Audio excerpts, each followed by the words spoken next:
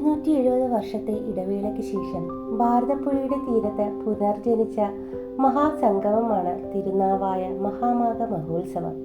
പുരാതന കാലത്ത് ഓരോ 12 വർഷം കൂടുമ്പോൾ നടന്നിരുന്ന മാമാങ്കം എന്ന ചരിത്ര പ്രസിദ്ധമായ ചടങ്ങിൻ്റെ ആധ്യാത്മിക വീണ്ടെടുപ്പാണിത്.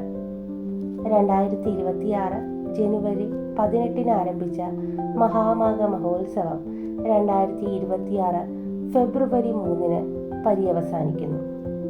മഹാമാഘ മഹോത്സവം നടക്കുന്നത് മലപ്പുറം ജില്ലയിലെ തിരുനാവായ നാവാമുകുന്ദ ക്ഷേത്ര പരിസരത്തും ഭാരതപ്പുഴയുടെ തീരത്തുമാണ്.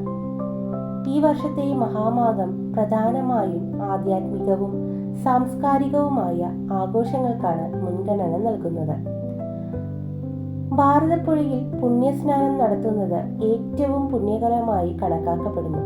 കാശിയിലെ കുംഭമേളയ്ക്ക് സമാനമായ പ്രാധാന്യമാണ് ഇതിന് നൽകുന്നത്.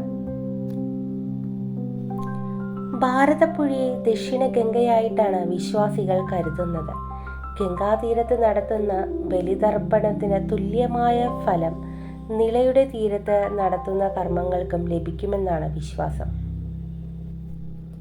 വാരണാസിയിലെ ഗംഗാ ആരതിയുടെ മാതൃകയിലാണ് എല്ലാ ദിവസവും വൈകുന്നേരം ഭാരതപ്പുഴയിൽ നടക്കുന്ന നിള ആരതി.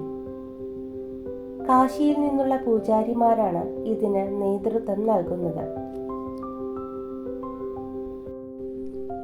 കേരളത്തിന്റെ വിവിധ ഭാഗങ്ങളിൽ നിന്നും ഇന്ത്യയിലെ പ്രമുഖ സന്യാസിമാരും ഈ ഉത്സവത്തിന് പങ്കെടുക്കുന്നുണ്ട്.